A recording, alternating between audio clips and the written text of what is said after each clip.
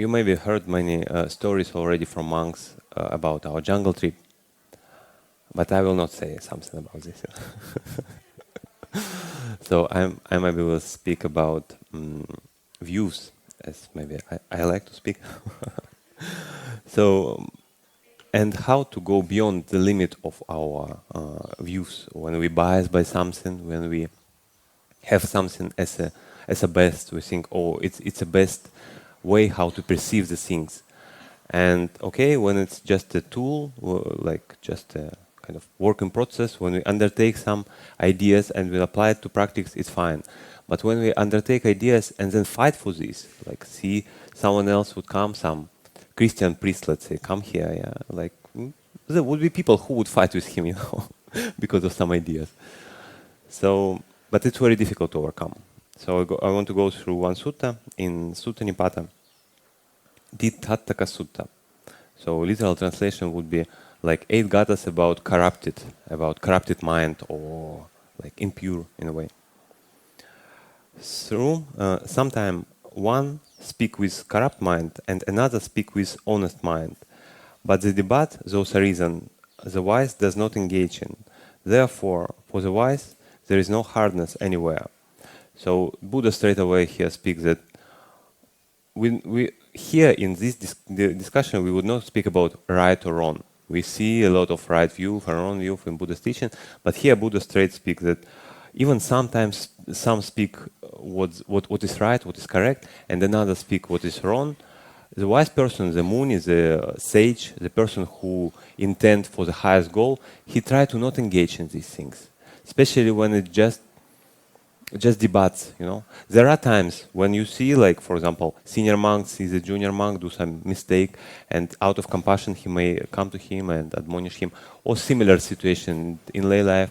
But when you see that someone is arguing, and you see that they arguing just because they want to argue, they don't want to find the truth, they want to prove to another. And even that person who want to prove he's right, the wise person, Buddha say, does not engage in this. He does not help this person.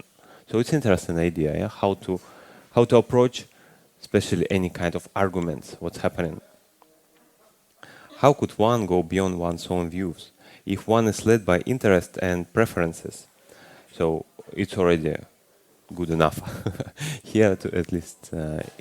What's interesting idea that Buddha speak about interest and preferences. It's very light things, because usually in Buddha's teaching we hear like greed or craving something gross, yeah, and for sure it's blameworthy. We shouldn't develop this.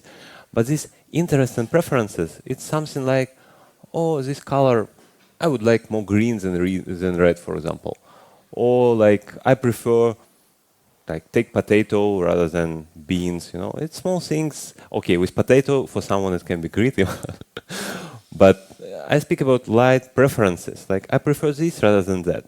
But interesting that we may see the tendency to form our opinion and views, they start from this. To me it seems preferable. To me it more makes sense. And then you investigate this, you go for this, and then it's your view, it's your standpoint, where you like kind of unshakable.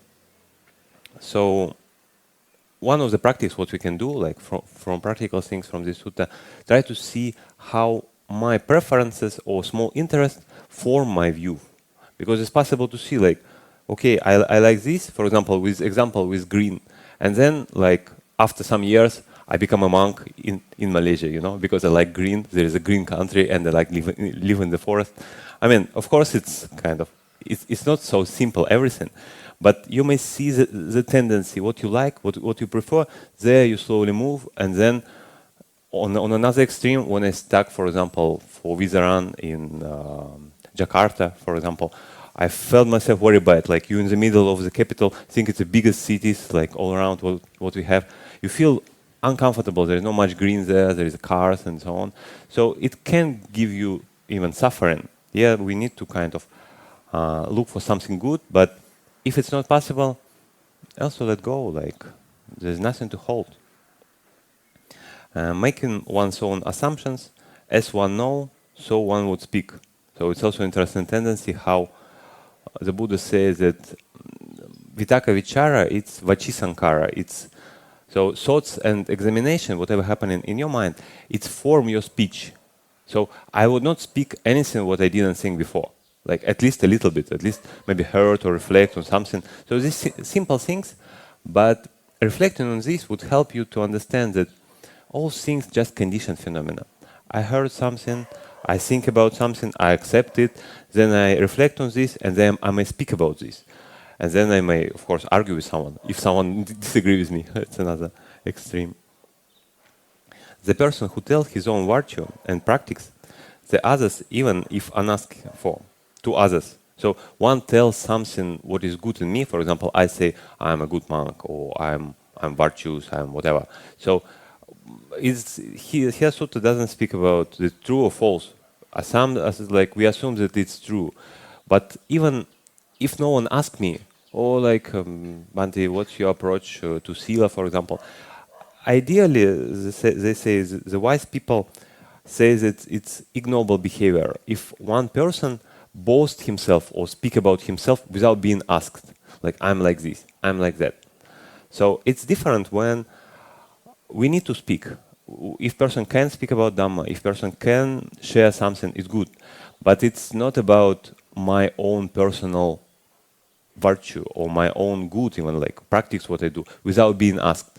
And even by being asked, another sutta say, wise person should speak a little. Even someone ask him, oh, like what's Bhante about your practice?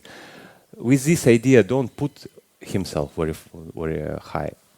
It's kind of here they say the wise people call it ignoble behavior, like not noble. But we see in the world actually this become normal nowadays. Like when one, especially in this social media, yeah, I write about myself. Who am I? What I'm interested? Yeah, what my good qualities? About bad qualities, I think no one, right? And then like I post it publicly. Okay, see, I'm like this. So, I mean, again, here we need to see what is intention. If intention to put myself higher, it's always come with comparison. It's good to see how my progress, where I go, and so on. But to really compare that I'm better than all of you, this doesn't lead anywhere. And also the opposite, I'm worse than all of you. It also doesn't lead anywhere. You feel like despised, and it not grows. And the Buddha also say even higher that there's no equality. You shouldn't measure like I'm the same as you. So it's also not correct because I'm kind of stuck with the understanding that this quality, what I have now, right now, it's not anicca, it's not impermanent. It's just I am, and you is like another person who has this quality, and we are the same. But the reality is, like everything is process, yeah. Like I develop my qualities, and after some time, my qualities have changed. Another person quality has to change. Like if I kind of stuck, we are the same, then I would suffer in the future. When I see, okay, we're not actually the same, but I would like to be the same with you. So this leads to suffering. So he whose ideas are formed, constructed, and preferred, not having become purified, whatever he has seen, whatever he sees as an advantage for himself, he relies on that as a place dependent on something shakable. So, meaning to say, like we all, many people, when I say all, many people like take any ideas of youth, undertake anything for some benefit. Like I, for example, stay in this community, and before, let's say, I was a like Christian. But now somehow I stuck here, like I have to stay here.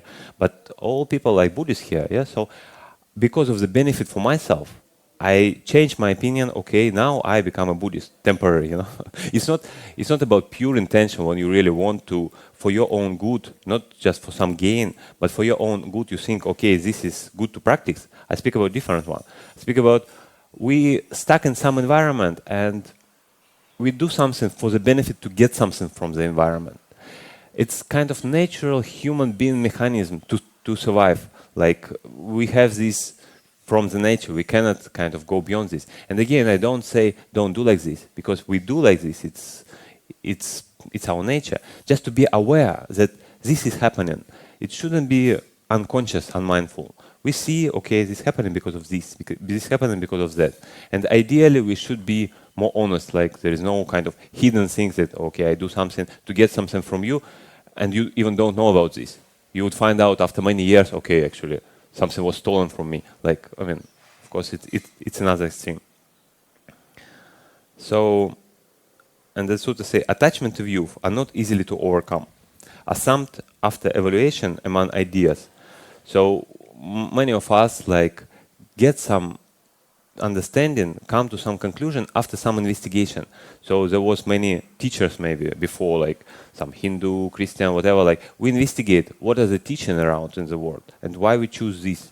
So we kind of assumed after evaluation. So we do this. And then how we can overcome attachment to this? Because we maybe many years reflect on this, okay, this is the best, I choose this among everything else. Then how I cannot cling to this, yeah? So it's very natural for me to grasp to it because it's like my child, yeah, like mental child. I raise it many years. I think, okay, it should be like this, it should be like that. And then, like the Buddha say, let go of any attachment to this. Say, how to do it, yeah? So, but it's also good to keep in mind, like, for example, I come to car and my destination is SBS, for example. And when I reach SBS, I need to come out from the car. I need to let go of the car. I mean, I don't need to throw away the car, of course, but for the moment, I don't need this car anymore.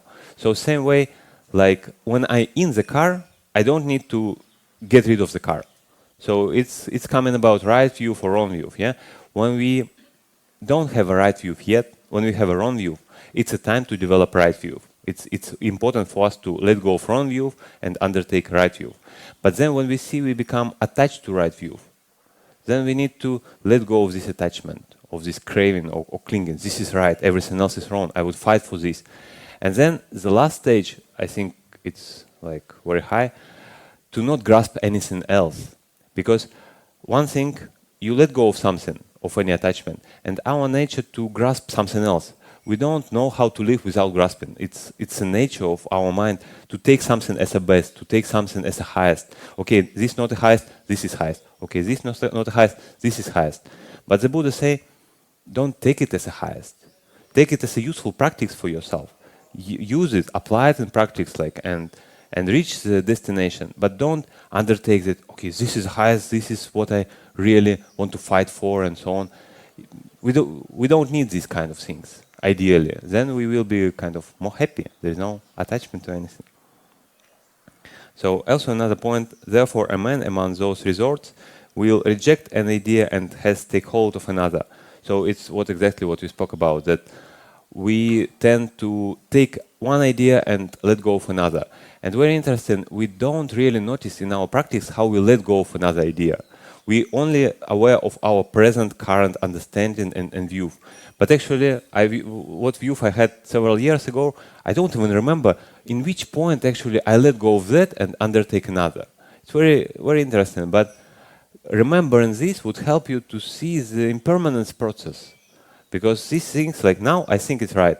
After many years, I would think, okay, it was not very wrong, but this is more right. So all this process is good to be aware of. It helps you to kind of let go and don't be attached to anything. So from practical purpose, what we can do, what we can learn, like in this sutta. One thing, as we discussed, try to see how personal preferences and interests can lead me to kind of stuck with ideas or views.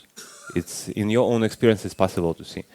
Another thing, what we just discussed, try to see that views are itself anicca, it's itself impermanent. Even the most respectable teacher in the world, even them, they have all these ideas, little bit developed, little bit changed, and I don't know, even when we hear talks by Bhante Devamitta, earliest talks and latest talks, there are some developments, there are some improvement, and it's natural for everyone to get some kind of more skilled in preaching or more skilled in reflecting things, or maybe personal practice lead you some insight, what change you, or you meet someone. So it's kind of anicca. Again, it doesn't mean we shouldn't take any view. We shouldn't be attached to this. We shouldn't take it as the highest and the ultimate. Okay, now I understand the Dhamma. I mean, it's a very bold statement, yeah. And the last practical things what I want to mention, it's very difficult to see view of myself, because we stuck in this, we just act according of this, but we don't see, we don't aware. But it's much more easy to see a view of another person. We may see how another person, because of his assumption of view, he act accordingly, and how he sometimes make a mistake, or sometimes look foolish, or sometimes do something. So practice to be aware of this, not for the purpose of bring him down or tell him, just for the purpose of learning, because most likely I have the same. Most likely I have, maybe not in that area, in some different area, but same mechanism. When I stuck by view and I cannot see, it's like this, I cannot see anything beyond because of my view. So on example of others, we may see it, and we may learn of this. So I wish all of us be free and get benefit from this Dhamma and Vinaya, and don't hold it wrongly, because as we know, these snakes can bite us back. Sadhu, sadhu, sadhu.